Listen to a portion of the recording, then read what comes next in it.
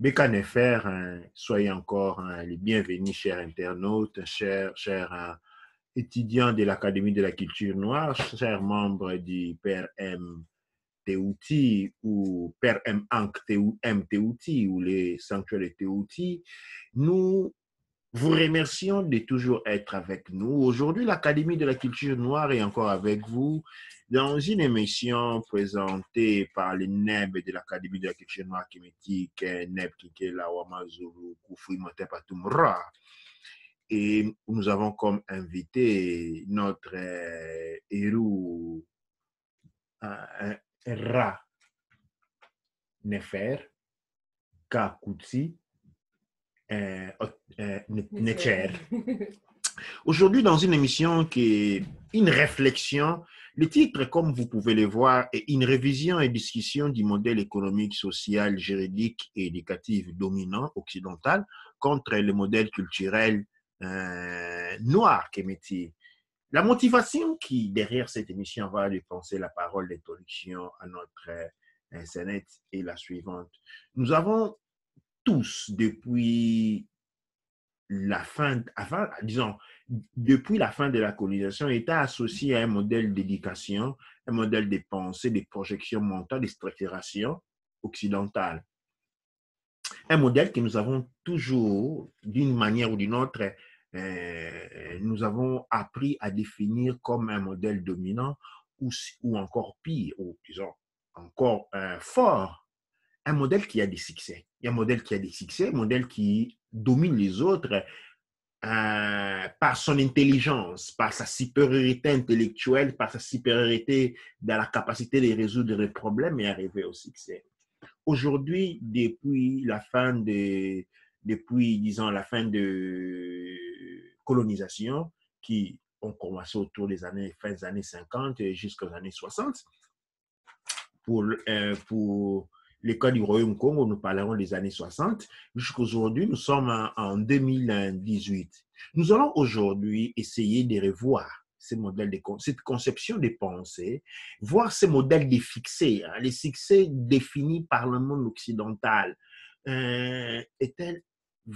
Pouvons-nous vraiment parler de succès? Nous allons essayer de débattre dans cette ligne, voir les modèles offerts, disons, voilà, les modèles de pensée ou les modèles de la poursuite du succès offerts par le monde occidental à travers ces universités répandues partout dans le monde sont exactement un modèle qui convient. Et sans plus tarder, je vais passer la parole à la Sénète pour son mot d'introduction. Douane, Douane Anmonra, et merci beaucoup pour tous qui sont ici. Et je suis vraiment contente d'être ici aujourd'hui. Je pense que c'est un argument qui est très important parce que beaucoup d'entre nous sont investis à l'éducation, investis à le développement. Et des fois, on se sent un peu bloqué. On ne sait pas comment faire pour vraiment œuvrer dans son... Pour avoir un meilleur, je dirais, une meilleure vie ou une meilleure... sentir un peu plus... une meilleure contribution aussi à la communauté parce que souvent on se sent comme si on ne contribue pas assez pour la communauté dont on vit. Et alors, voilà que cette émission sera peut-être une réponse par rapport aux réponses à pourquoi est-ce qu'on n'arrive pas à être une communauté et aussi pourquoi on n'arrive pas à contribuer dans la communauté aussi, dans le sens large. Ouais. Dua neche dua rop amon ra dua neb cher. Dans cette lancée, comme vient introduire la Sénète, nous allons essayer de marquer notre premier pas en avant dans cette discussion. Et le point que je vais apporter ici, et nous allons commencer tout de suite par affronter les points économiques. Alors, nous avons partout en Afrique des universités occidentales qui offrent des modèles d'études occidentales dans les matières économiques, dans les matières de marketing, dans les matières comme le management. Et des années après des années, pour ce qui est de l'histoire coloniale, après la colonisation, tous les gens qui ont étudié l'économie dans les modèles occidentaux ont échoué. Sauf personne de ceux qui ont étudié à la Sorbonne et autres, il y a peut-être des personnes qui peuvent signaler des récits des points de vue personnels. Mais ici, nous sommes en train de regarder du point de vue collectif. du point de vue de la collective, un qui réussit sur 500, ce n'est pas une réussite. Cela a été un échec. Nous allons essayer un peu de réévaluer, au fait, après avoir été moi-même, pour être moi-même un étudiant des sciences économiques occidentales, nous allons essayer un peu de réévaluer. Et là, je vais parler d'une discussion que j'ai eue avec un professeur universitaire en domaine économique en Grande-Bretagne. Ma discussion s'est posée sur un fait très simple. Okay? Le fait que les modèles d'études économiques occidentales ne correspondent pas à la réalité. Pourquoi je dis cela? Parce que la réalité, cela signifie que quelque chose qui apportait un résultat. On a créé une méthode, on l'a mis en exercice et on a eu des résultats. Le modèle économique est présenté par les systèmes éducatifs économiques supportés par l'UNESCO et qu'en sais-je, nous apprend des techniques, par exemple, celui de la calcul du gain, des calculs des amortisseurs économiques et une longue liste des instruments qu'en sais-je. Et quand, par exemple, nous prenons les bilans annuels d'un pays comme la Grande-Bretagne, la France, comme l'Italie, okay, et les États-Unis, nous voyons des voies. On dit importation, exportation, je ne sais pas moi, production brute, production, ainsi de suite. Nous avons ces voies. Et c'est sur ces voies, nous allons conclure que la Grande-Bretagne ou la France, la Belgique, comme sais-je, a eu un bilan positif de 5% et 10%. Mais allons un peu. Mon intuition et mon idée est d'aller un peu voir à l'intérieur de ces mécanismes. Aujourd'hui, nous découvrons par exemple que le modèle économique occidental n'est en réalité pas un modèle économique, c'est un modèle militaire pour lequel eux peuvent produire les armes les plus puissantes. Ces armes sont interdites aux autres. Pourquoi? Parce que grâce à ces armes-là, qu'ils peuvent vous manipuler et vous porter à faire des prix qu'ils vous imposent. Alors, par exemple, prenons par exemple les bilans, je dis juste pour exemple, prenons le bilan économique occidental. Je parle des États-Unis, je parle de la France, je parle de la Grande-Bretagne, de l'Italie. Alors, prenons le bilan de l'année passée où on va nous faire voir qu'il y a eu une augmentation du PIB par rapport à de l'importation, à l'exportation minière, ainsi de suite. Mais nous savons aujourd'hui que la France reçoit des millions de dollars de l'Afrique. Nous savons que les minéraux africains volés, parce qu'ils ne sont pas achetés, pris par force. Okay? Nous savons par exemple du pétrole libyen. Nous savons peut-être du pétrole de Koweït, qui sont pris gratuitement par force, okay, et sont amenés dans ces pays occidentaux. Cependant, ces voies-là dans leur bilan n'existent pas. Okay? Il n'y a nulle part dans un bilan annuel d'un pays occidental où on dit, écoute, 30%, ce sont de l'argent qui sont venus parce que, je ne sais pas moi, on a pris de l'argent, on a pris des minéraux africains ou parce qu'on a pris les pétroles du Koweït, ainsi de suite. Ces voies-là n'existaient pas. Mais cependant, la réalité du fait dit que ces gens-là, les pays pauvres sont pauvres parce qu'ils sont pillés chaque année. La pauvreté est un monstre créé scientifiquement.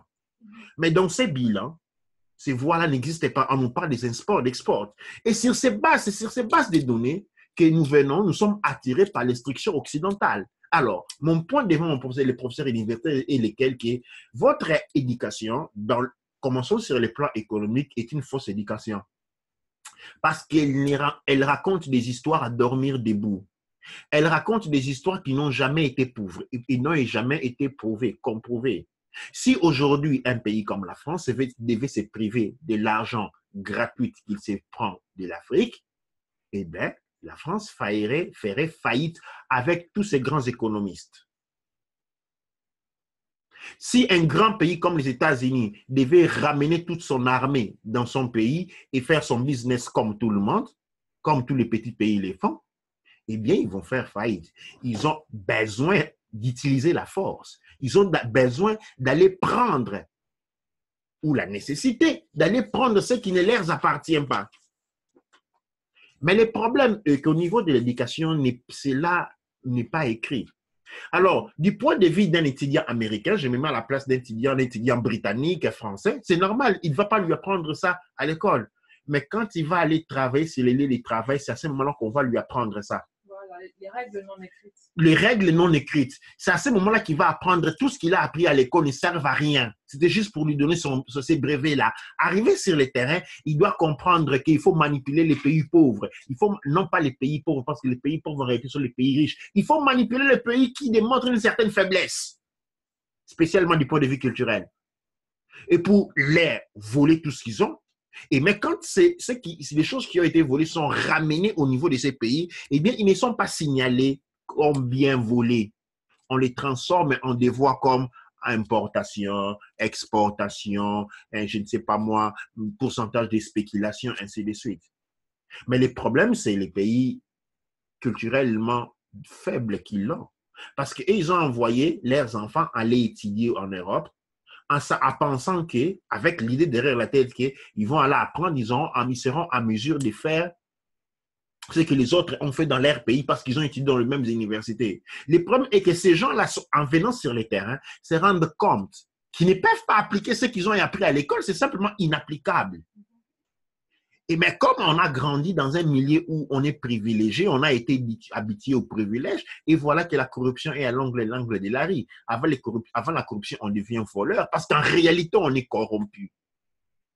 Du point de vue culturel, on est corrompu. Alors, qu'est-ce qui arrive à ces moments-là? On a la crise. Et ça, c'est juste pour parler du domaine de l'économie dans l'ample gamme de l'éducation. Seulement l'économie. Vous voyez combien vous pouvez vous rendre, comme je ne suis pas en train de raconter de la magie ici, réaliser, retourner autour de vous, vous allez vous voir rendre compte que les pays occidentaux ne vivent pas de ce que nous disent sur leur bilan qui publie chaque fin de l'année. Où sont les bulletins de guerre? C'est quelle voie où on écrit bulletin de guerre?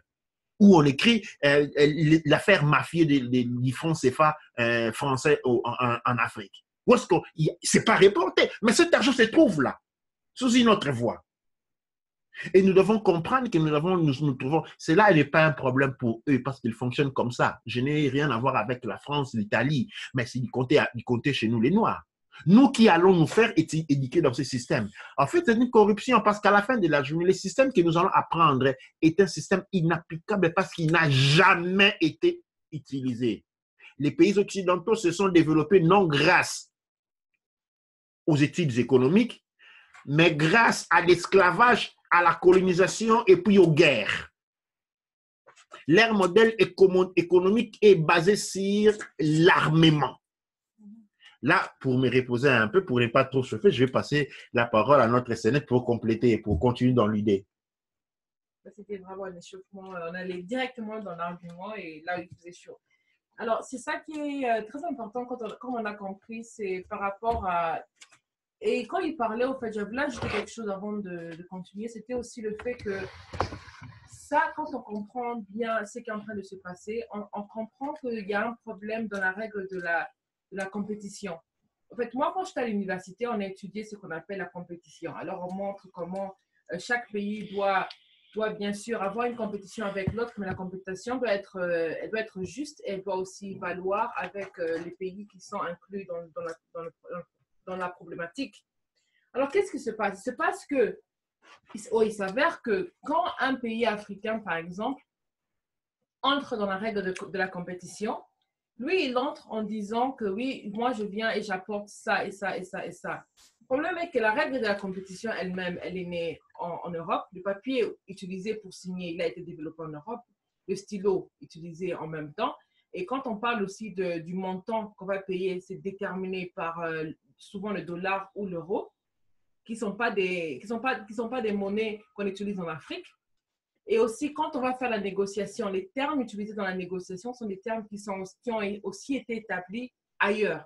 Donc, alors, on vient et on fait un sort de contrat où on ne se comprend pas très bien parce que chaque partie parle de sa manière et chaque partie parle selon où il a été éduqué. Alors, quand on regarde maintenant où ont été éduquées ces personnes, on verra que dans le même pays, c'est comme j'expliquais une autre fois dans une autre émission, c'était avoir le docteur qui doivent faire, un groupe de docteurs, de 4 docteurs qui doivent faire une opération à une personne. Et puis, on a un docteur qui vient des États-Unis, un docteur qui vient de l'Afrique du Sud, éduqué dans l'Afrique du Sud, un docteur qui a pris son diplôme en Europe, en Angleterre, et un autre docteur qui a pris son diplôme en Belgique, par exemple. Alors, on a ces 4 docteurs congolais qui ont pris leur diplôme un peu partout dans le monde, qui ont des très bons diplômes et des docteurs qui ont vraiment excellé dans leur classe, même s'ils étaient premiers de leur classe et tout. Alors, ils doivent maintenant faire une intervention dans un autre pays, au Congo, par exemple. Alors, qu'est-ce qui se passe? C'est que déjà, les règles ou encore les outils qu'on utilise au Congo sont différentes comparés aux autres pays. Alors maintenant, comment est-ce qu'ils peuvent faire une intervention si la personne qui commence ne peut pas, il ne peut pas avoir une sorte de complicité parce qu'il y a un qui connaît un système, par exemple, anglais, américain ou un autre système belge ou de l'Afrique du Sud. Et c'est comme ça que quand maintenant on revient ensemble, on a des personnes qui sont des pièces de, je dirais, des pièces Des échanges. de rechange pour un autre système, mais pas le système africain. Donc, le système ne fonctionne pas. C'est comme si on avait, au lieu de produire des voitures ou des vélos, on a un système qui vous produit les roues. Alors, vous achetez les roues d'un pays, vous achetez, comment on appelle, vous achetez la chaîne de notre pays et vous achetez d'autres parties de notre pays. Alors, maintenant, comment est-ce que vous allez monter la bicyclette si les chaînes ne sont même pas, ou toutes les parties n'entrent pas en même temps? Donc, chaque partie est faite pour leur modèle. Et puis maintenant, vous allez prendre un modèle que vous allez utiliser pour tous. Donc, c'est comme ça que quand on réalise, une des raisons pourquoi l'Afrique, après les indépendances, n'a pas pu se démarquer, c'est aussi parce que non seulement il y avait d'abord le système colonial avant, mais aussi quand on est allé pour commencer à faire son éducation et tout, au lieu de regarder la plus grande puissance qu'on avait en nous, on est allé chez les autres. Et en s'ouvrant vers les autres, on s'est fermé vers nous-mêmes. En se fermant vers nous-mêmes, on est devenu vulnérable parce que là, on a développé le système d'autrui. On n'a pas développé le système à la maison. Et c'est un peu comme les problèmes. Et c'est comme ça qu'on a vu chaque pays, un après l'autre, tomber dans la même case où l'autre est tombé précédemment. Le Congo, on regarde la Libye, donc c'est pratiquement tous les pays sont tombés de la même manière. Mais on se demande aussi, mais comment est-ce qu'ils ne voient pas ce qui est à côté? C'est parce qu'ils ne sont pas citoyens de leur pays, mais sont citoyens du pays où ils ont obtenu leur qualification. Et alors, ça, c'est vrai. Culture. Leur culture. Et ça, c'est vrai pour beaucoup de personnes. Mais seulement, la différence devient où? C'est quand on devient conscient que l'éducation qu'on nous apprend, au fait, c'est une éducation qui est surréelle. C'est à ce moment-là qu'on peut maintenant la développer. Et ça, c'est vraiment c'est vrai pour toutes les choses dans la vie, moi, je dirais. C'est vraiment vrai pour toutes les choses. Parce que l'éducation, c'est comme une publicité. Quand vous regardez la publicité vous montre le meilleur qu'il y a, le meilleur que vous pouvez avoir. Mais il n'est pas dit que si vous achetez ce produit, vous allez avoir ce que la publicité vous présente. Ça c'est le marketing. Mais non plus, on ne sait pas, donc il faut essayer pour voir. Et surtout, quand on montre une publicité où il y a le soleil et tout est beau, on ne sera pas à la plage ou quoi que ce soit. Donc, on sait très bien ça. C'est la même manière aussi que quand moi, j'ai commencé à faire le business, quand j'ai commencé Bikoudi, je me suis posée avec un grand problème. C'est que en commençant, bien sûr, j'avais l'éducation où j'ai fait le droit à l'université qui pouvait m'aider à commencer. Alors, je voulais commencer. Et après, j'ai eu tout un tas de personnes qui étaient là, comme je dirais, les personnes qui sont là pour me donner une sorte de guide, donc des advice, comme on dit. Donc, vous avez des conseillers. Donc, vous avez des conseillers pour business, vous avez des personnes qui vous donnent des conseils, les gars, des conseils pour tout, pour la finance et même pour les ventes et tout ça comme ça. Mais qu'est-ce que je me suis rendu compte très vite? Je me suis rendu compte que les conseillers qui venaient de la banque, ils me donnaient le conseil du point de vue de la banque. Parce que eux, en premier lieu, ils travaillent à la banque, c'est la banque qui paye leur salaire. Donc, ils travaillent à la banque. Alors, le conseil qu'ils me donnent, c'est pour que non seulement moi, je puisse avoir un revenu, mais surtout que la banque puisse avoir le revenu que moi, j'aurai. Alors, deuxièmement, on a les conseillers de l'État. Les conseillers de l'État étaient venus me parler d'un moment où ils veulent avoir une économie où il y a des business qui commencent. Donc, pour l'État, ça dépend de, je dirais, l'agenda de l'année. Donc, si l'agenda de cette année, c'est avoir plus de jeunes qui commencent des entreprises, le fait que je commence l'entreprise numéro 1 le premier jour, ce n'est pas leur problème qu'est-ce qui va se passer demain. Parce que ça, c'est vraiment plus ou moins ce qu'on les a dit en premier. Alors, on a eu plusieurs sortes de services. Alors, c'était à moi maintenant d'étudier tout ça et de réaliser de quoi j'avais besoin et qu'est-ce que je voulais avoir et le faire. Mais encore, qu'est-ce que j'ai vu? J'ai vu que Maintenant, j'ai eu des financiers qu'on appelle pour faire le business plan. Donc, j'ai eu des personnes qui t'aident à vraiment avoir une idée que les gens vont aimer et que vous avez le business plan et tout. Alors, en écrivant le business plan, on te donne toutes les stratégies que tu vas mettre dans le business plan qui vont faire que ton idée sera approuvée ou quoi que ce soit. Maintenant, qu'est-ce qui se passe? Il se passe que quand tu as fini tout ça, numéro un, le premier jour que tu pars au travail et tu te rends compte que, en fait, non, c'est pas comme ça qu'un business survit. Le business là a besoin de beaucoup d'autres choses. Tu dois être capable d'avoir des connexions avec des personnes, tu dois être capable de parler avec des personnes, tu dois être capable de vraiment comprendre comment faire les ventes et aussi comprendre à quel moment, comment poser ton produit, comment faire la promotion. C'est beaucoup de choses que tu dois comprendre. En même temps, ce ne sont pas des choses qui sont dans le livre parce que beaucoup de gens peuvent dire que non, moi j'ai fait ça, si, ça, comme ça, pourquoi pas et tout ça comme ça. Mais la réalité, c'est que l'idée sur papier et l'idée concrète et l'idée actuelle, quand tu fais une chose et quand tu parles de la chose, quand tu écris la chose, c'est des choses complètement différentes. Donc, les personnes qui sont à l'université, qui ont appris des systèmes, qui ont appris comment faire des choses, des fois, ils sont complètement déconnectés de la réalité parce qu'ils n'ont pas eu la main dans la réalité. Ils n'ont pas retranché leurs manches pour vraiment voir qu'est-ce qui se passe. C'est un peu comme si on vous dit comment tailler une pierre, comment casser une pierre dans un livre et la sueur de le faire. Exactement. C'est en fait Dua Nature. Vous m'avez fait revenir en tête une idée, l'histoire de ma grand-mère. Avant de la raconter, je vais plutôt pointer l'accent sur le caractère de l'économie. L'économie est culturelle. L'économie est culturelle. L'économie des bois n'a rien à voir avec l'économie de la mer. L'économie de la rivière n'a rien à voir avec l'économie de la montagne. Imaginez-vous maintenant qu'un paysan, okay, qui a une maison dans sa montagne, va aller dans un pays situé dans un désert pour apprendre à l'économie. Quand il va revenir, il va trouver qu'il y a trop d'arbres, il va commencer à tout couper. Parce que pour lui, l'économie fonctionne avec les déserts, pas d'eau. Il ne pourra pas être à mesure de comprendre cela. Et c'est là c'est déjà bien, nous avons été victimes. Je vais raconter une histoire de mon grand-mère. Quand j'étais tout petit, mon grand-mère faisait le commerce d'huile de palme. Ma grand-mère n'avait pas fait l'école occidentale, mais tu ne pouvais pas lui tromper avec le comptage de l'argent. Elle était parfaite. Okay? Je me souviens, on était tout petits, on arrivait, on l'aidait à faire son commerce. On faisait des petits vendeurs pendant les vacances. Eh bien, les business étaient très prospères, très, très, très prospères. Je me souviens, à un moment donné, nos jeunes oncles qui étaient sortis de l'université, okay? Ils ont dit à la grand-mère qu'elle était trop vieille maintenant et qu'il fallait qu'elle rentre dans le business pour redresser la situation. La grand-mère a dit, oui, c'est bon, j'ai travaillé pendant tout ce temps ici, je vous ai envoyé à l'université, vous avez appris, vous connaissez plus que moi, c'est bon, moi je vais me retirer et vous allez faire grandir et prospérer le business. Ça n'avait pas pris 4 mois que les camions de livreurs ne voulaient plus faire descendre l'huile de palme parce qu'il y avait trop de dettes. L'argent n'était pas payé. Et il n'y avait pas d'argent dans la caisse. Et ces personnes-là, les producteurs d'huile de palme, ont exigé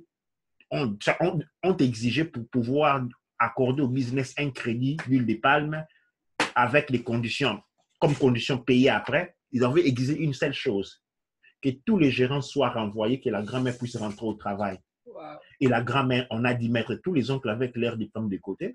Et la grand-mère a dit rentrer sur rentrer sur la chaise des commandes et le business avait prospéré encore. Ça, c'est un élément qu'on n'a pas manqué. Ça, c'est du point de vue de l'économie. Pourquoi nous avons des gens qui commencent à voler de l'argent? Pourquoi nous avons eu des gens qui connaissent à voir, quand ils connaissent des militaires, ils volent de l'argent? Parce qu'ils ont été formés dans un système économique brigantesque. Brigante, je voulais dire. C'est-à-dire quoi? Les pays occidentaux se font l'argent parce qu'ils ont l'armée. Ils ont des armes que les autres n'ont pas. Ils peuvent vous menacer et exigent de contrôler votre développement militaire. Et vous devez seulement vous ravitailler en armes chez eux. Comme ça, ils vont vous vendre des armes dont ils ont dépassé la technologie il y a au moins 30 ans.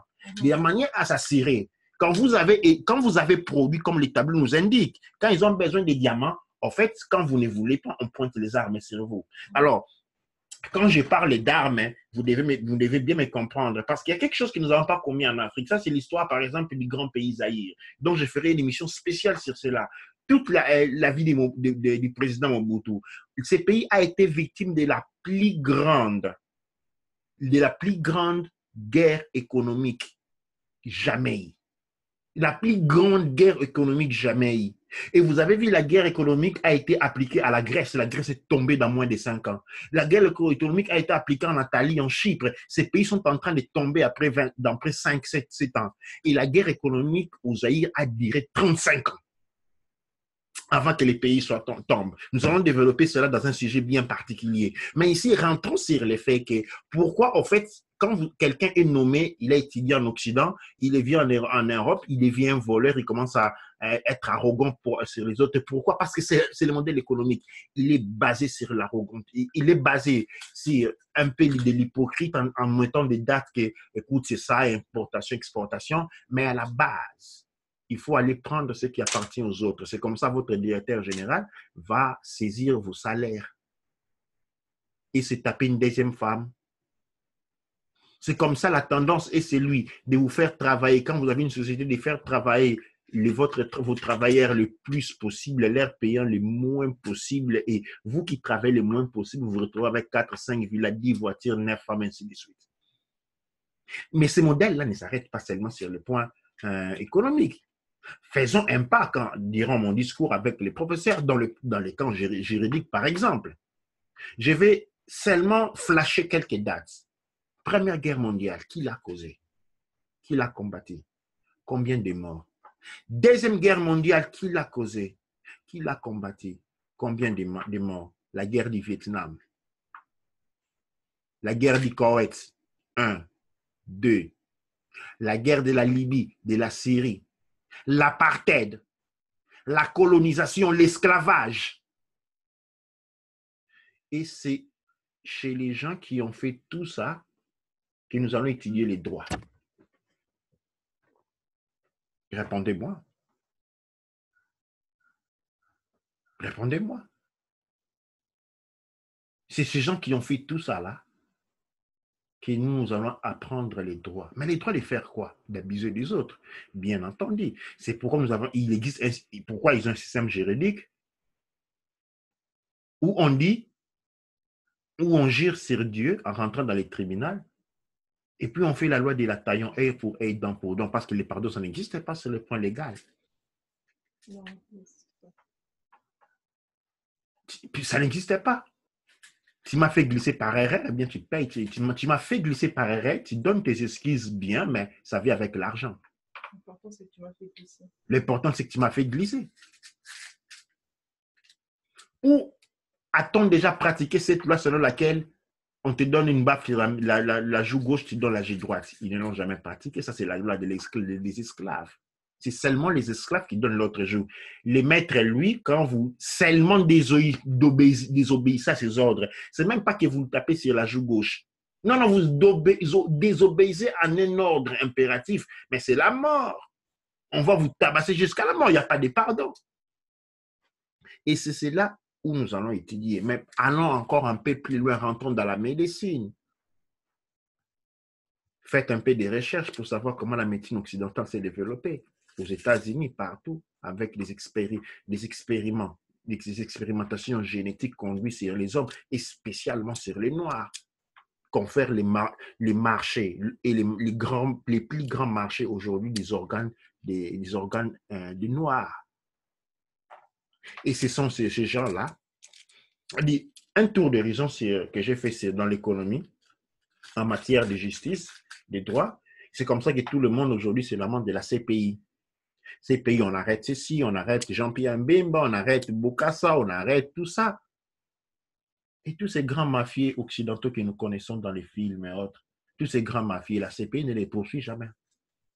Tous ces grands mafieux russes et italiens qui font la une, gauche et droite, et la CPI, ces gens qui font des massacres, on tue des gens comme rien. Non, non, non, la CPI, ça ne m'intéresse pas, on est intéressant à Jean-Pierre Mbemba. Les gens qui polluent les océans. Les gens qui polluent les océans. L'Italie décide d'être complètement polie avec des restes, des installations nucléaires. C'est arrivé en Afrique où on arrive, ils achètent de la terre et on va remplir les déchets nucléaires dans des montagnes.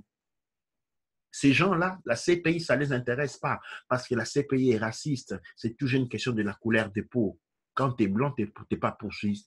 La condition est celle-là. Quand tu es occidental, tu ne peux pas être poursuivi. Et pourquoi nous pouvons les voir? C'est le modèle de justice que nous sommes, où nous envoyons nos enfants à étudier. Et vous allez vous étonner quand votre enfant va vous insulter. Mais c'est normal, vous avez payé de votre poche pour qu'ils deviennent comme ça. Vous vous lamentez de quoi? Car que ces éléments-là sont culturels.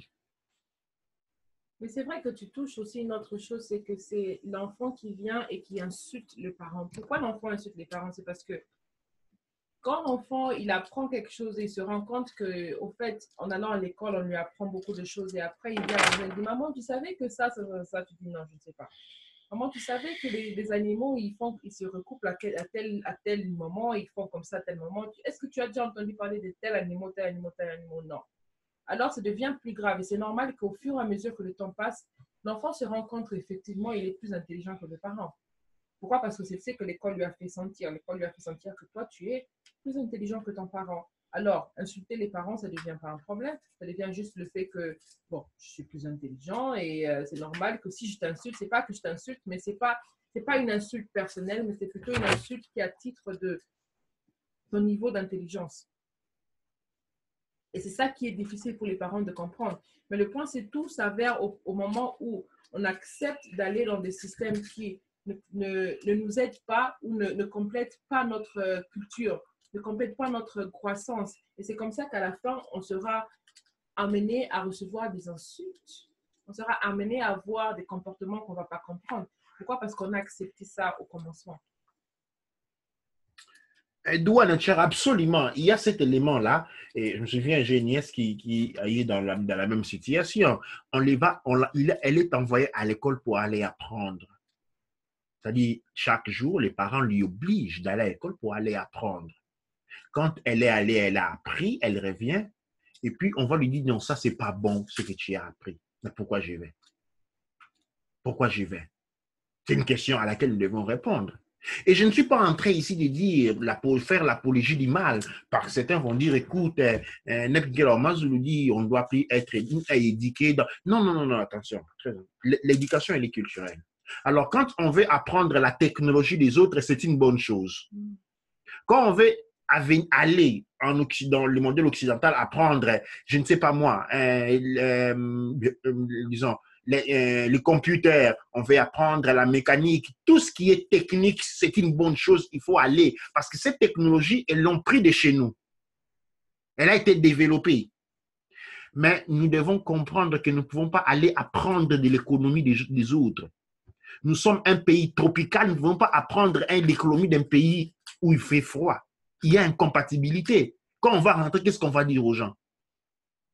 Mais n'étant pas cela, les études sont fausses occidentales. C'est ce que je défends. J'ai déjà du point qu'on aille apprendre quelque chose d'autre. De l'économie de notre région. Quand on est une région, je dis, on est un pays tropical, on ne peut pas aller, on ne peut qu'apprendre de l'économie d'un pays tropical parce qu'on veut faire fonctionner son pays. On ne peut pas aller prendre de l'économie d'un pays désertique. Okay? Et on ne peut pas sortir du Congo pour aller étudier de l'économie en Libye. C'est quoi? OK? Et en majeure région aux États-Unis, l'Angleterre, la France. Mais le problème, c'est quoi? Quand on rentre du point de vue de l'économie, c'est faux. Les étudiants occidentaux sortis de l'école, ils vont faire les pratiques. Dans la pratique, ils vont se rendre compte que les études, ça n'a rien à voir, c'est complètement autre chose. Ils vont finir l'éducation au travail. Ils vont finir l'éducation au travail. Ils vont se rendre compte que tout ce qu'ils ont appris à l'école, ça ne sert à rien. Mais celui de l'Africain qui vient étudier ici, ou même en Afrique, il étudie les éducations économiques données par l'UNESCO qui a été écrit par les professeurs occidentaux du XIVe siècle. C'est ça, parce que c'est ça la raison des faits. En Afrique, on vous emploie des histoires économiques, des techniques économiques qui ont été appliquées il y a 4-5 siècles, qui ne devraient même plus être appliquées parce que même dans la réalité des faits, ce n'est pas applicable. Qu'est-ce qui se passe? Ce que l'on apprend, ce n'est que de la théorie.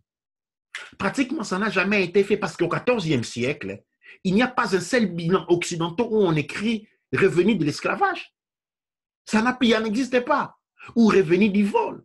Où la France a-t-il déjà enseigné à quelque part où il prend autant de millions, je dois avoir une fiche sur ça, autant de millions de revenus de l'Afrique chez eux. Absolument pas. Ça n'existait pas.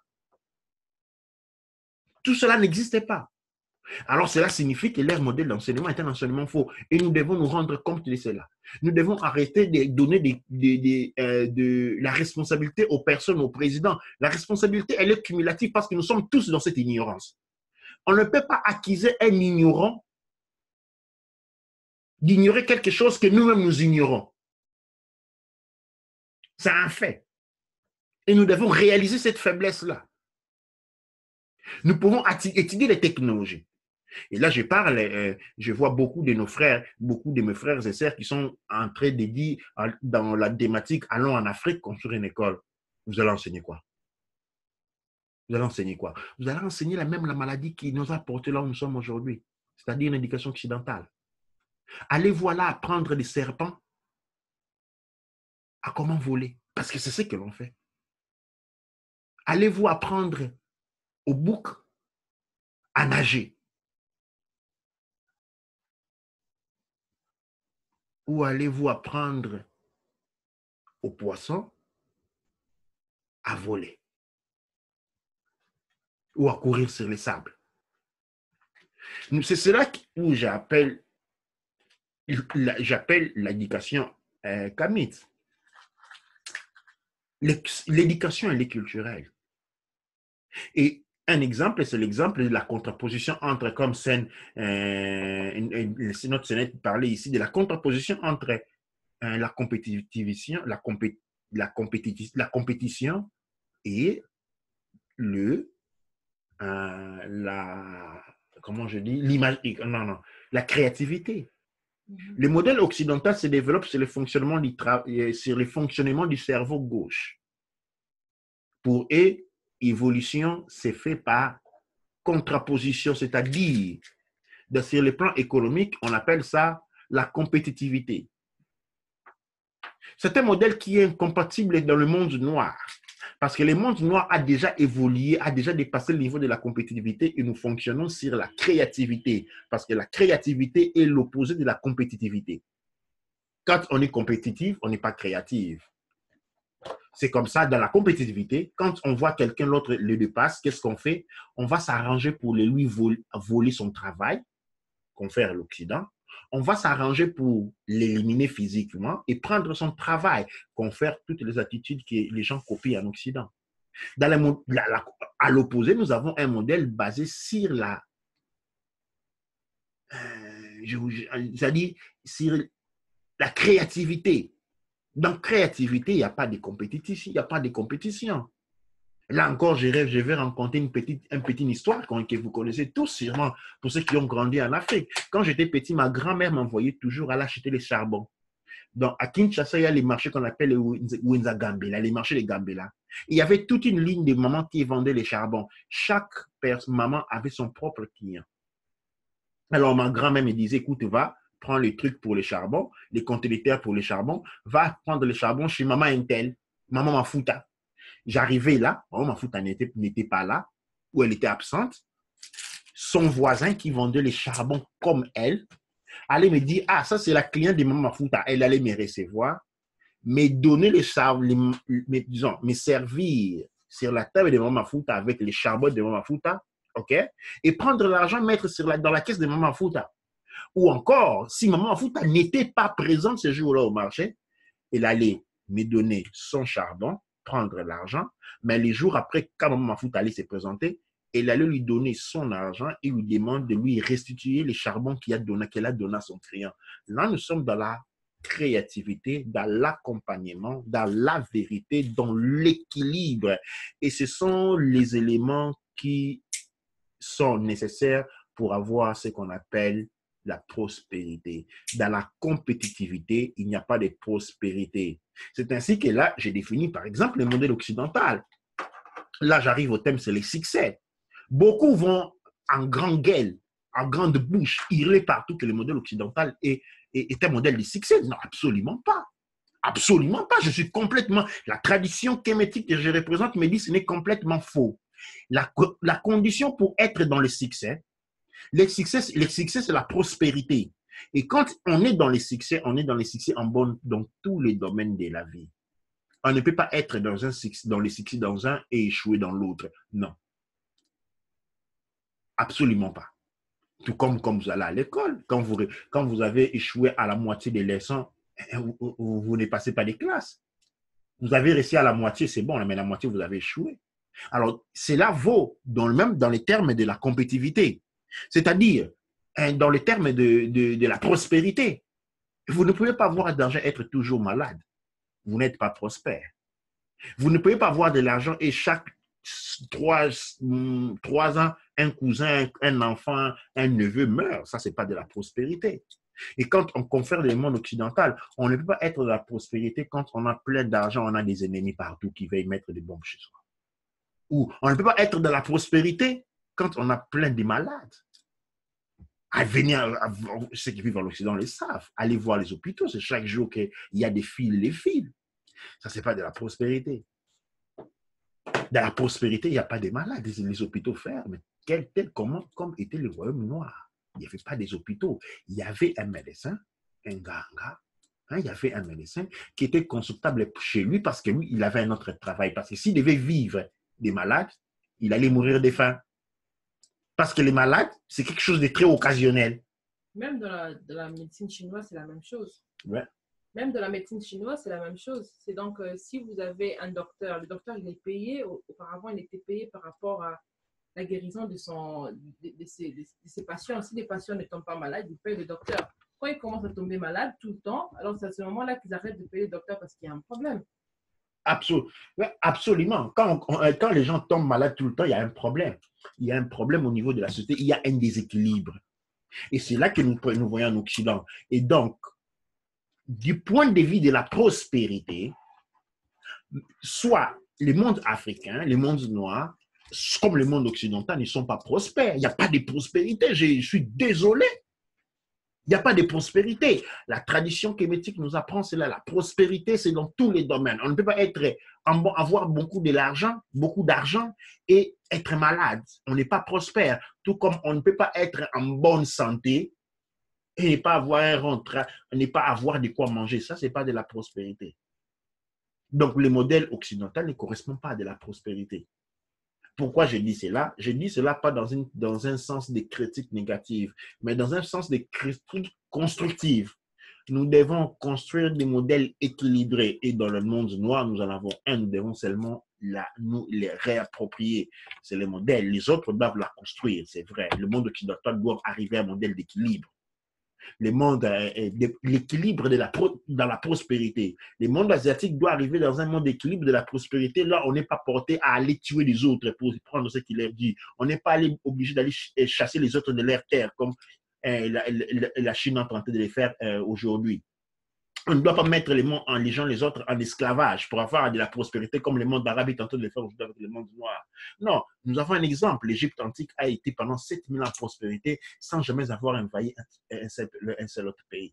C'est ça l'exemple que nous avons dans notre tradition et c'est ça la destination, c'est ça la direction que nous devons prendre. Nous devons nous débarrasser de tout ce que nous pensons avoir appris parce que tout ce que nous avons appris dans le monde occidental, oh bien, c'est ce qui crée, c'est ces choses-là, ce sont ces connaissances-là, c'est ces modes d'être, c'est de modes d'opérer qui sont responsables des biens des mots. Je ne dis pas dans le sens général, bien entendu.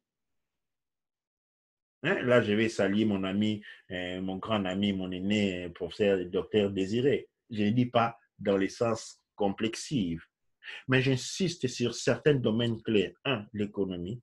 2, les droits. Et 3, la santé. Ces domaines-là, nous devons toujours nous rappeler qu'à la base, toute éducation ne peut être que culturelle. Quand on éduque un chien à se comporter comme un bouc, eh bien, on a un fou. On a un fou. Maintenant, si vous éduquez votre enfant comme un occidental, il est qui? Ça, c'est la question que je vous pose. Il est qui? Et vous êtes qui pour l'avoir fait? Vous êtes qui pour l'avoir? Malcolm X disait qu'il n'y a qu'un fou qui avoue son ami, qui avoue ses enfants, qui envoie ses enfants être éduqués par ses ennemis. Et aujourd'hui, chaque jour, on plaire, on déplore l'action négative des pas, je dis, pas tous les Occidentaux, je parle du colonialisme occidental en Afrique. Mais chaque jour, nous envoyons, après avoir plairé, peiné, et ce qu'on gérait, les jours après, on réveille nos enfants, on les met en uniforme, on les envoie dans les mêmes écoles, être éduqués par l'éducation qui sont responsables de notre malheur. Comment pensons-nous que ces enfants seront demain plus malheureux que vous? Eh bien, plus malheureux que vous. J'espère que petit à petit, j'ai voulu faire cette émission et à laquelle j'ai réfléchi pendant très longtemps, après avoir parlé avec Dr Désiré, qui m'a confirmé, par exemple, qu'il y avait déjà des études au niveau de la Russie, je pense, au niveau de qui ont été faites sur l'étude sur les marketing, pour faire voir, où on faisait voir qu'en fait, il y avait une demande qui a été faite pour lesquelles les écoles de marketing devaient être fermées, pour la simple raison qu'ils n'enseignaient pas la réalité. Ce qu'ils enseignaient était complètement faux. Et moi, c'est une idée que j'avais déjà bien avant et la conversation avec le docteur Désiré m'a donné encore plus de courage pour venir avant avec cela, pour nous dire que, écoute, nous devons sortir de ces modèles. Il est mauvais pour nous. Il est très mauvais pour nous. Et une génération après une autre, elle est devenue la plus pauvre. Et les générations qui vont venir après, les enfants qui sont en train de grandir, que nous envoyons le même système, vont être plus malades, plus détruits, plus pauvres, plus malheureux que nous l'avions été. Ça, si nous ne prenons pas acte de changer cela, ce que j'ai dit aujourd'hui va devenir une prophétie. Et je n'ai pas envie de devenir un prophète. Et donc, je vous invite qu'ensemble, pour ceux qui comprennent, parce que beaucoup d'entre nous sont, comme je dis souvent, bousillés. Et vous savez ce qu'on appelle les syndromes de Stockholm. Quand on a été trop longtemps avec son bourreau, on l'aime, on les défend, même contre ses propres frères et sœurs. On va défendre la personne qui vous chicote au dos contre vos propres frères et sœurs. Beaucoup d'entre nous sont dans cette situation-là. Nous ne les plaignons pas parce que ce n'est pas un choix qu'ils font. C'est une question de maladie mentale. Nous comprenons cela. Mais pour ceux qui ont encore avec un peu de cerveau, nous invitons à sauver les générations, venir en aide, venir en secours à nous-mêmes et aux générations futures, en essayant de mettre sur pied, en essayant de penser, de cogiter un système éducatif, économique, social, politique, industriel, qui soit, et juridique, qui soit consomme avec la culture noire kémétique. Je donne la parole à notre Sénète. Bon, et je pense que c'était vraiment une très bonne conclusion à laquelle on est arrivé parce que le point ici, ce n'est pas de dire ça et ça, c'est pas bien, mais c'est plutôt de faire réfléchir, de nous faire réfléchir et aussi de nous penser à voir que le système qu'on a vu comme étant un bon système, c'est un système qu'on peut toujours développer et aussi qu'on peut intégrer à notre manière. Parce que c'est vrai, quand on parle de l'intégration, en fait, on parle d'une personne qui devient complètement annexe à l'autre. En réalité, on doit vraiment travailler fort pour devenir une force à nous-mêmes, avoir nos systèmes et aussi nos systèmes qui non seulement sont pas en contradiction avec nos mœurs, mais aussi sont des systèmes qui ajoutent dans nos valeurs, qui ajoutent beaucoup dans ce qu'on peut appeler comme contribution. Parce que quand on parle d'un monde qui est un monde, aujourd'hui qu'on voit le monde qui est en train de grandir et tout ça comme ça, on a besoin d'avoir une sorte d'intégration de tout le monde, où tout le monde a leur place. Et pour avoir notre place, on doit apporter notre contribution. Et notre contribution, ça veut dire bien évidemment comprendre qu'est-ce qui est de nous et bien le faire aussi. Et c'est que Pag dit par rapport à les écoles de marketing qui doivent fermer, moi, je trouve que c'est même vrai dans beaucoup de domaines parce qu'on ne doit pas oublier que l'éducation, le système éducatif comme il est, c'est une des choses qui n'a pas changé dans les derniers 50 ans. C'est un système qui a été créé pour le besoin quand on avait besoin d'avoir des ouvriers. On avait besoin de personnes qui travaillaient, qui ne pensaient pas pour eux-mêmes. Et jusqu'aujourd'hui, le système, les classes sont toujours disposées de la même manière. Surtout les classes publiques. On ne parle pas des privés qui au moins essayent de créer une classe un peu meilleure, supérieure, mais la classe des ouvriers, c'est toujours la même chose. Donc, c'est une chose qu'on doit aussi prendre en Donc, l'école considération. publique est là pour créer des ouvriers en L'école réalité. publique, elle est là pour créer des ouvriers, effectivement. Et c'est vraiment la question qu'on doit se poser. Et si on veut que nous et nos enfants soyons des ouvriers, alors on accepte ce qu'on a, il n'y a pas de problème, on revient, on part, on prend sa bière et puis on regarde la télévision avec sa pizza, c'est bon. Mais par contre, si on veut avoir des enfants qui vont se retrouver, ne vont pas sentir comme s'ils doivent dépendre, comme s'ils doivent aller chercher du travail et où on ne va même pas prendre en considération leur diplôme, on n'a qu'à regarder. Aujourd'hui, les femmes noires sont dans beaucoup de pays, je ne sais pas mais dans beaucoup de pays, les femmes noires, c'est sont les femmes qui ont les plus de diplômes. C'est même pas seulement les femmes, ce sont des personnes qui ont les plus de diplômes au monde. Mais quand on regarde par rapport au travail qu'ils ont, elles sont encore moins payées que les femmes européennes, donc les blanches. Ils n'arrivent même pas à avoir des postes Voilà. avec tous les diplômes qu'ils ont. Voilà, quand on Vous parle de allez la trouver une femme différence, blanche qui est juste diplômée, qui est votre manager, pendant que vous êtes tous, vous avez tous des PhD. voilà. Donc, quand on parle de la différence de paye entre les hommes et les femmes, on voit que les hommes sont payés, je pense, un tiers plus que les femmes. Donc, c'est à partir de novembre cette année, pour le reste de l'année, les femmes n'auront pas de paye. Donc, parce que les femmes sont payées moins que les hommes, vraiment moins que les hommes. Mais en même temps, les femmes noires sont payées encore moins que les femmes européennes. Donc, elles sont, je dirais, même à partir de cette année, qu'on arrive en octobre, c'est le dernier jour où les femmes noires sont, les femmes noires non, sont payées. Non, ça, c'est femmes blanches. Je sais pas. Donc, pour les femmes noires, c'est octobre, octobre ou même septembre. Et juin. Voilà, donc si on doit vraiment répartir également, on va voir que les hommes seront payés jusqu'à la fin et les femmes noires, c'est très, très, très tôt.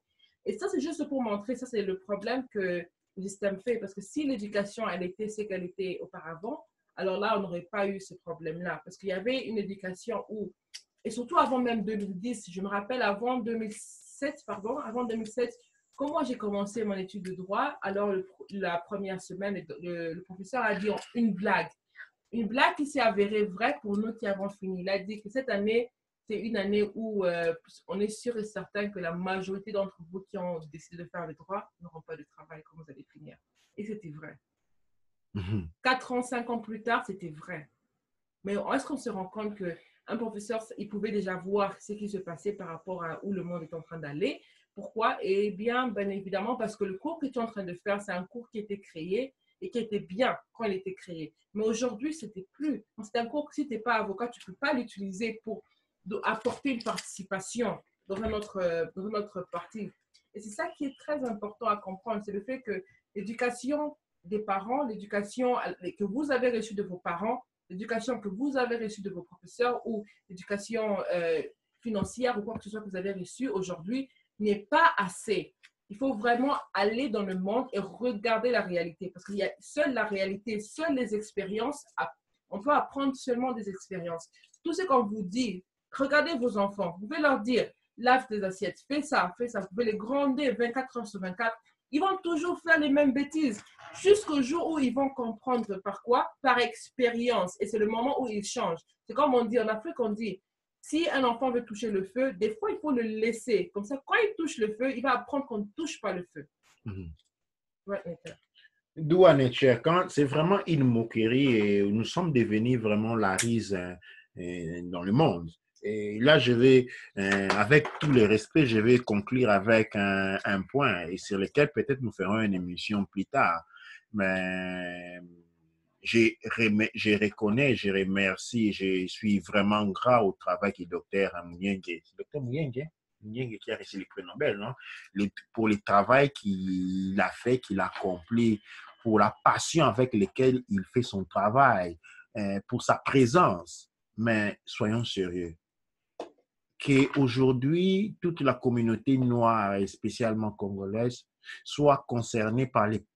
Pas pour... On se tourne, on a de l'intérêt sur le docteur, pas pour le travail qu'il a fait, mais pour les prix Nobel qu'il a reçus.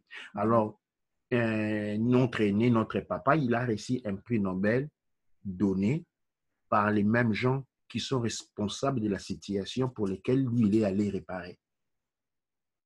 C'est de la moquerie, je ne sais pas moi quoi. Pour moi, c'est de la moquerie. Ce sont les mêmes personnes, ce sont les mêmes organismes qui décrètent ces prix Nobel qui sont derrière cette manigance, qui sont à la base de tous ces viols dans notre pays.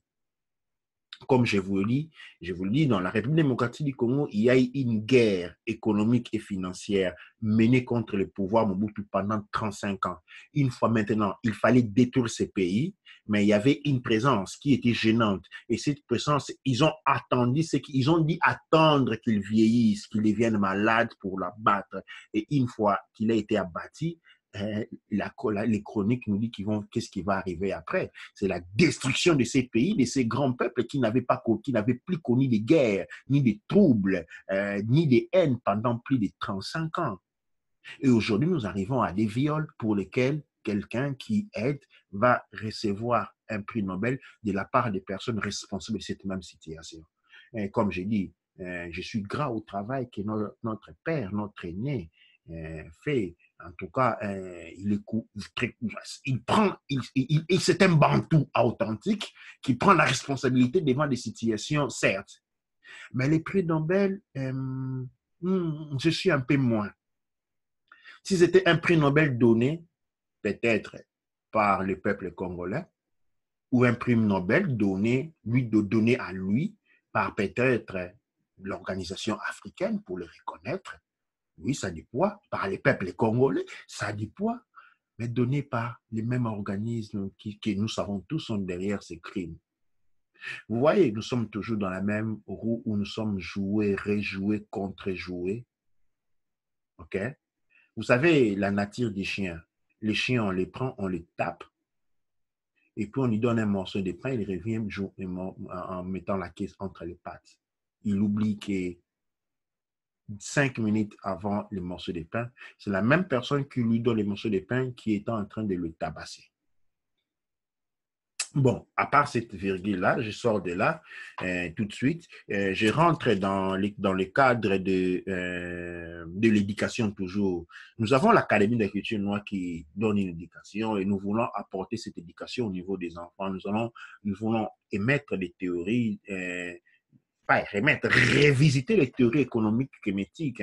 Nous voulons revisiter les théories juridiques qui sont sur les bases sur lesquelles les autres sont inspirés pour faire le leur complètement déboussolé. Mais voyons, ils sont quand même servis de cette base. Et nous voulons rentrer dans cette direction. C'est pourquoi nous invitons les jeunes, ceux qui sont en train de voir un futur différent que leurs parents, de nous rejoindre. Ceux qui ont des projets de construction d'écoles, de nous rejoindre. Ceux qui ont déjà des écoles, ne continuez pas dans la destruction, je vous en prie. Vraiment, je vous en prie, ne continuez pas dans la destruction. Créons ensemble un système économique, d'enseignement économique, juridique, social, industriel, capable de nous connaître, de nous conduire vers la prospérité. Et ne soyons pas là en train de continuer à proférer les mêmes enseignements qui font de nous des esclaves au service de la métropole. Aujourd'hui, donc, je vais m'arrêter aujourd'hui. Aujourd'hui, je m'arrête à ces points-là pour notre émission, une révision et discussion du modèle économique, social, juridique et éducatif dominant occidental contre les modèles culturels noir kémétiques que nous proposons, qui sont basés sur non la compétitivité, mais la créativité. Okay? Nous sommes sur la créativité, il n'y a pas de compétitivité, il n'y a pas de contraire. Nous sommes sur la construction et le développement mutuel. C'est ainsi qu'à la demande de beaucoup, nous allons, au niveau de l'Académie de la culture noire kémétique, introduire les musiques, c'est-à-dire les organisations des hommes et des femmes, des mamans, qui vont devoir être les points de départ de la reconstruction. Nous sommes dans les domaines de l'authenticité. Nous devons être authentiques dans ce que nous faisons, dans comment nous nous comportons, dans comment nous mangeons, dans comment nous nous projetons dans le futur. Nous ne pouvons pas projeter des futurs comme disait le président Mobutu, comme des juifs. Nous ne sommes pas des juifs. On ne peut pas demander à un canard de penser comme un aigle. Comme on ne peut pas demander à un lion de commencer à se comporter comme une souris. Aujourd'hui, nous sommes devenus des lions qui se comportent comme des souris. Et tout le monde sont là, se moquent de nous comme s'ils étaient au cirque. Vous voyez que l'impression des cirques, quand les lions traversent et si on voyait une souris traverser une roue, ça ne ferait rire à personne. Quand on voit cependant un lion en train de sauter de cercle de feu, tout le monde rit. C'est comme ça qu'on se moque de nous, parce que nous sommes des lions à privatiser, qui aujourd'hui sautent dans le cercle des feux pour amuser la galerie. Et quand on regarde autour de nous, tout le monde rit. On est des lions, bien entendu, mais en cage. Qui s'en fout des lions en cage? Même les cancrelats ne les respectent pas. Il dit, t'es un lion, bien si t'es en cage, moi je suis en liberté. Je peux voler, toi rien. Tu ne peux bouger que 3 mètres. Nous devons réaliser cela, comprendre les éléments qui constituent notre prison et nous en libérer. Et c'est sur ces mots-là de la fin que je vais passer les mots à notre sonnette, pour les mots de la fin, et puis je vais conclure. Je pense avec ça, ce qui est important de savoir, c'est que chacun d'entre nous a un travail à faire et c'est de chercher à voir tout ce qu'on a appris, tout ce qu'on a entre nos mains et c'est de savoir comment on peut utiliser ce qu'on a entre nos mains pour aider le vrai développement de notre culture, de ce que nous sommes.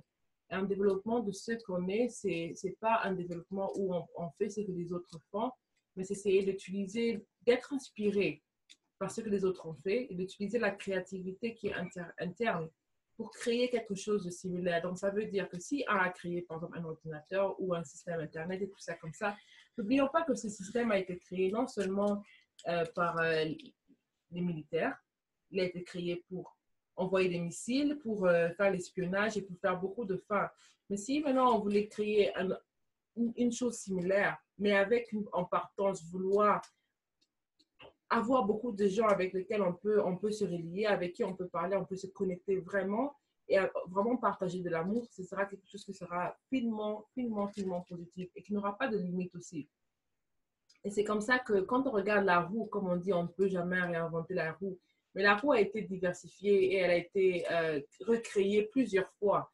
Et la créativité, c'est ça qui est important. Mais la créativité, elle meurt le moment où on commence à copier ce que l'autre est. Donc, il faut, à un moment donné, arrêter de juste faire le copier-coller, juste d'aller à l'université, d'appliquer tout ce qu'on a appris, mais d'aller, justement, si on veut aller, mais quand même de regarder et d'être pas seulement un spectateur qui écoute, qui regarde, mais vraiment être actif, dans le sens où on est actif dans notre développement et on sait aussi voir que telle chose fonctionne sur papier et telle chose fonctionne en Europe, mais ne fonctionne pas en Afrique.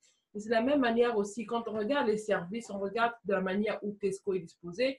Même ce magasin, il est un magasin qui utilise la même disposition partout. Mais quand on entre dans une branche de Lidl, par exemple, chez moi, et on part à Londres, on regarde qu'il y a des choses qui sont complètement différentes, disposées différemment, et des fois même, il y a des paquets complètement différents.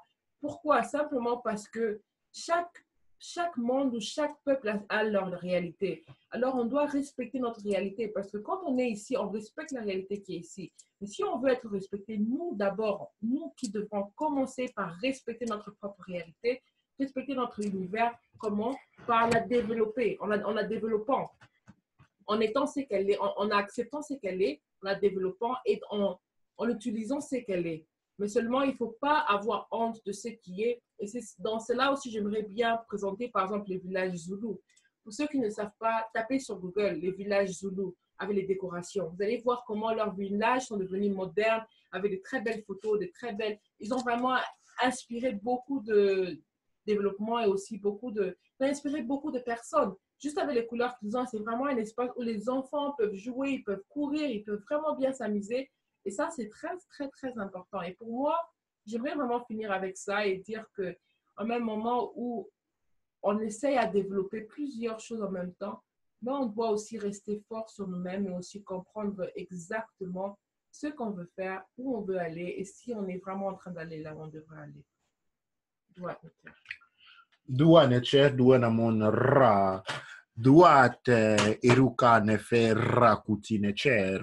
Et nous retournons vers les créateurs et nous parlons dans la langue de nos ancêtres, Anton Ra, et nous disons Amasu empa emra sangsu. Emen ra empa emra. Au kuaura manketi pa erura.